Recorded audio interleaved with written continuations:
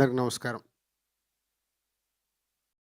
ముందు ఈ సినిమా దర్శకులు యుగేందర్ గారికి, అలాగే ప్రొడ్యూసర్స్ మహేందర్ అండ్ రాజశేఖర్ గారికి, and Sai and Archana and music director, DOP, all టెక్నీషియన్స్కి ముందు కంగ్రాచులేషన్స్.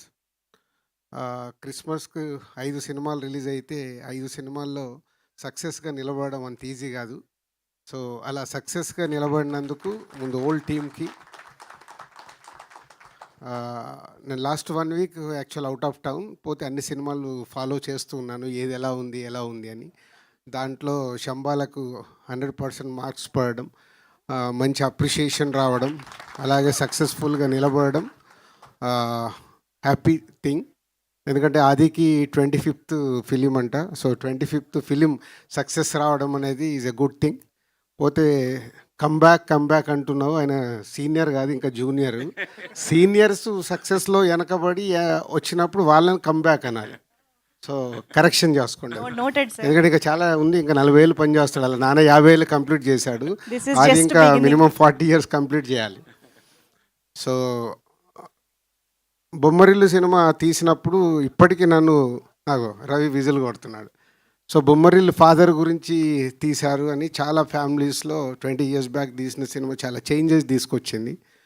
నిజంగా బొమ్మరిల్లు 2 తీయాల్సి వస్తే సాయి కుమార్ గారు ఆది వాళ్ళ స్టోరీ పెట్టి తీయాలి.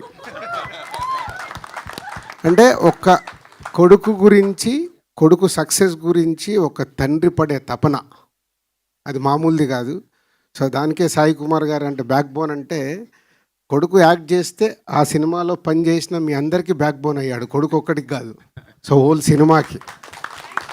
సో తనకున్న relations, is a nice man, అందరితో బాగుంటాడు. సాధారణంగా ఇండస్ట్రీలో అందరితో బాగుండడం కుదరదు, బట్ సాయి కుమార్ గారికి ఒక్కడికి చెల్లింది, అందరితో బాగుంటారు, అందరికి ఈజీగా యాక్సెస్ ఉంటుంది.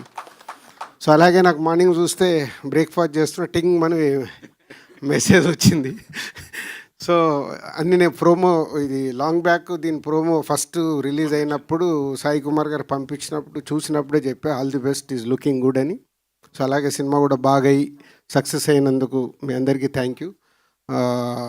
సో నాట్ ఈజీ, ఈ రోజుల్లో ఒక సినిమాని ప్రేక్షకులని సాటిస్ఫై చేయడం అంత ఈజీ పని కాదు. దాంట్లో సక్సెస్ అవ్వడం అంటే is a great thing. So మీరు తీసిన కాంటెంటు అది ఆదికి కానీ మీ టెక్నీషియన్స్, ఆర్టిస్టులు అందరికీ ఉపయోగపడే సినిమా. ఎందుకంటే ఇక్కడ షీల్డ్ ఫంక్షన్ అనగానే చూస్తేనే తెలుస్తుంది, మొత్తం ఫోటో దిగుతుంటే అందరూ వచ్చి నిలబడిపోయారు. అంటే ఎంతోమంది ఆర్టిస్ట్ టెక్నీషియన్స్కి ఈ షీల్డ్ అనేది మీ సక్సెస్కు గుర్తు, లైఫ్ లాంగ్. నాకు ఇప్పటికీ దిల్ షీల్డ్ నా ఇంట్లో అలాగే పెట్టుకున్నాను. అంటే ఎన్నైనా రావచ్చు, సక్సెస్లు వస్తూ ఉంటాయి, బట్ ఆ మొదటి అందిన సక్సెస్ అది మామూలుది కాదు. అది ఎప్పుడు చూస్తుంటే ఒక సాటిస్ఫాక్షన్. నేను ప్రసాద్ ప్రివ్యూ థియేటర్కి వచ్చినప్పుడల్లా టైం ఉంటే అక్కడ ఉండే నా షీల్డ్స్ అన్నీ చూసుకుంటాను.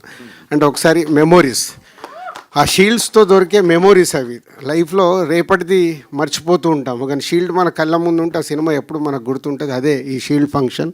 So congratulations and all the best.